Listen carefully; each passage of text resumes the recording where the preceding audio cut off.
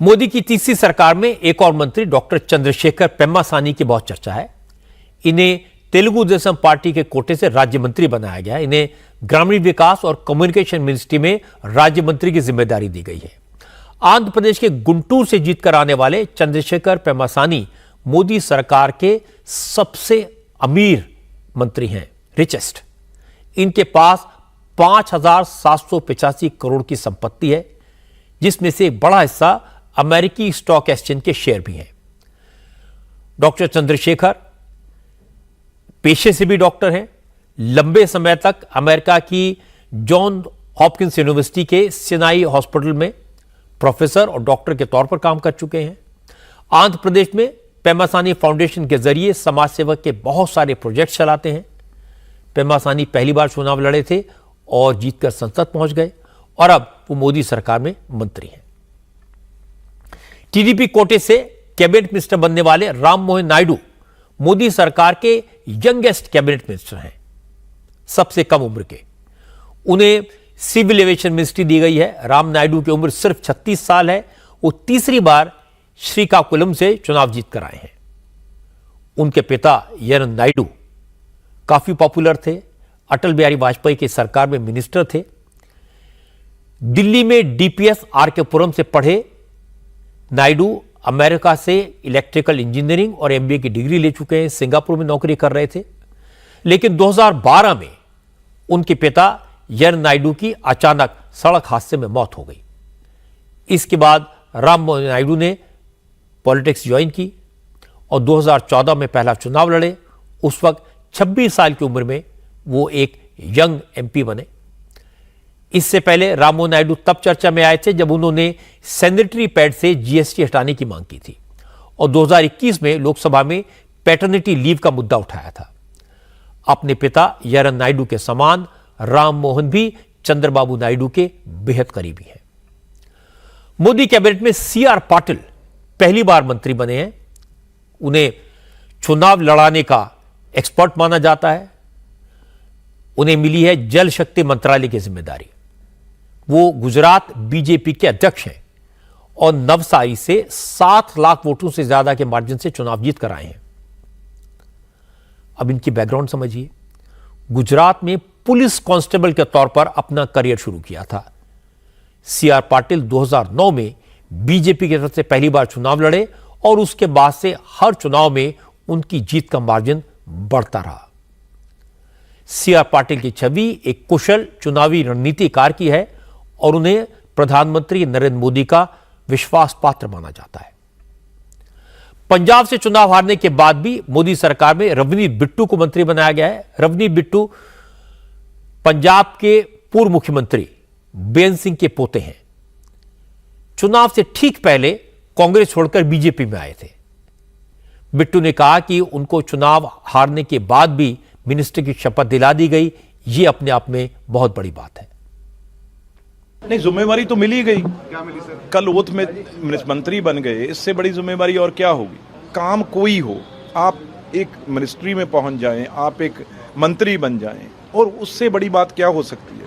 और वो भी ना आप एमपी हैं ना कुछ हैं, फिर भी आपको शपथ दिलवा दें प्रधानमंत्री जी और अमित शाह जी, तो इससे बड़ी बात पंजाब के लिए और मेरे लिए कोई हो ही नहीं सकती। उनकी यारी, उनकी दोस्ती, उनका प्यार माना गया है और वही उन्होंने करके दिखा दिया। जो वो कहते हैं उससे कभी वो पीछे नहीं हटते। चाहे अब मैं तो सोचता था भी अब अगर मैं जीत के आता तो मुझे बनाते। अब जो उन्होंने वादा किया था वो कैसे निभाएंगे, लेकिन फिर भी जब नाम आया तो पता चला अमित शाह जी हैं। बिहार में जेडीयू कोटे से मंत्री बनने वाले राजीव रंजन सिंह उर्फ ललन सिंह पहली बार केंद्र सरकार में कैबिनेट मिनिस्टर बने हैं। उन्हें पंचायती राज मंत्री बनाया गया है। हालांकि इससे पहले वो 3 बार चुनाव जीतकर संसद पहुंच चुके हैं। वो जेडीयू के अध्यक्ष भी रह चुके हैं। बिहार में भूमिहार समाज के बड़े नेता के तौर पर उनकी पहचान है, लेकिन वो नीतीश कुमार के क्लासमेट रह चुके हैं और उन्हें नीतीश कुमार का दायां हाथ कहा जाता है। असल में जब जब गठबंधन की सरकार बनती है तो अटकलों का बाजार गर्म रहता है और जिन्हें खबरी कहकर फैलाया जाता है। कुछ बातें ऑन रिकॉर्ड कही जाती हैं, ज्यादातर बातें ऑफ रिकॉर्ड होती हैं और रिपोर्टर्स के लिए समझना मुश्किल हो जाता है कि जो ऑन रिकॉर्ड कहा जा रहा है वो सही है या जो बात उनके कान में फूकी जा रही है वो सही है। और अब इसमें एक खेल और जुड़ गया है। सरकार का विरोध करने वाले पहले दिन से ही दरार पैदा करने के काम में लगे हुए हैं। हर मिनिस्टर के काम को लेकर तरह तरह के सवाल खड़े किए गए, तरह तरह की बातें कही जा रही हैं। किसी ने चंद्रबाबू नायडू को मीडिया के जरिए सलाह दी कि स्पीकर का पद मांग लेना, इससे चाबी हाथ में रहेगी। अभी तक इसका कोई कॉन्फर्मेशन नहीं है, लेकिन खबर उड़ी कि महाराष्ट्र में एकनाथ शिंदे सिर्फ एक मंत्रालय मिलने से खफा हैं। उनके बेटे श्रीकांत शिंदे को बयान जारी करना पड़ा कि कोई नाराजगी नहीं है, हमने पीएम मोदी को अनकंडीशनल सपोर्ट दिया है। सुरेश गोपी का मैंने आपको बताया, उनके बारे में खबर उड़ी कि वो मंत्रालय संभालना ही नहीं चाहते।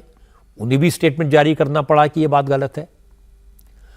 और मुझे लगता है कि इस तरह की खबरों का दौर चलता रहेगा, क्योंकि चुनाव के दौरान बहुत सारी बेसिर पैर की बातें इतनी ज्यादा प्रचारित हुई, इतनी ज्यादा प्रभावी हुई कि लोग उन पर यकीन करने लगे। इसलिए अब खबरें उड़ाने वालों को इसमें मजा आने लगा है और यह डस्ट सेटल होने में काफी वक्त लगेगा। शपथ लेने के बाद आज सुबह प्रधानमंत्री नरेंद्र मोदी सेंट्रल सेक्रेटेरिएट के साउथ ब्लॉक पहुंचे। उन्होंने प्राइम मिनिस्टर्स ऑफिस पहुंचकर चार्ज लिया। जब मोदी साउथ ब्लॉक पहुंचे तो पीएमओ के सारे अफसर और सारे कर्मचारी उनका वेलकम करने के लिए वहां खड़े थे। मोदी ने चार्ज लेने के बाद पहली फाइल किसानों को दी जाने वाली सम्मान निधि को लेकर साइन की। मोदी ने अपने सिग्नेचर से किसान सम्मान निधि की 17वीं इंस्टॉलमेंट जारी की। इस फाइल पर मोदी के साइन होने के बाद देश के 9 करोड़ से ज्यादा किसानों के खाते में 20,000 करोड़ रुपए ट्रांसफर कर दिए गए।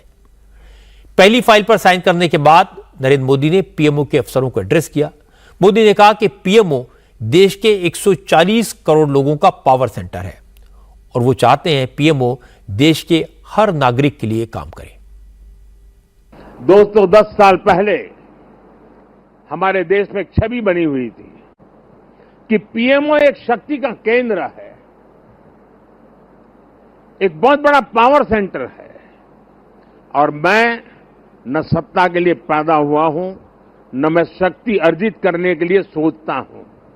मेरे लिए पीएमओ सत्ता केंद्र बने, पीएमओ शक्ति केंद्र बने, ये न मेरी इच्छा है न मेरा वो रास्ता है। और इसलिए 2014 से हमने जो कदम उठाए, आपने मार्क किया होगा, और पहले जो पीएमओ में रहे होंगे उनसे पूछ लेना, हमने इसको एक कैटलिक एजेंट के रूप में ही डेवलप करने की कोशिश की है। वो कैटलिक एजेंट के यहां से ऊर्जा प्रसारित होती रहे, यहां से नई नई चेतना प्रसारित होती रहे, जो पूरे तंत्र के अंदर एक प्रकार से विद्युत की तरह नई चमक दे, नई रोशनी दे, नई सामर्थ्य दे। और मेरी कोशिश रही है कि पीएमओ ये सेवा का अधिष्ठान होना चाहिए, पीएमओ ये पीपल्स पीएमओ होना चाहिए, ये मोदी पीएमओ नहीं हो सकता है। और इसलिए मेरे दिल दिमाग में सिवाय 140 करोड़ कोई नहीं, और मेरे लिए 140 करोड़ नागरिक नहीं है, मेरे लिए 140 करोड़ परमात्मा का रूप है। और जब मैं सरकार में बैठ करके कोई निर्णय करता हूं तो मैं सोच रहा हूं कि मैंने आज 140 करोड़ देशवासियों को इस रूप में मैंने पूजा की है और उनके चरणों में मैंने इस योजना के रूप में एक पुष्प चढ़ाया है। उस भाव से मैं काम करता हूं।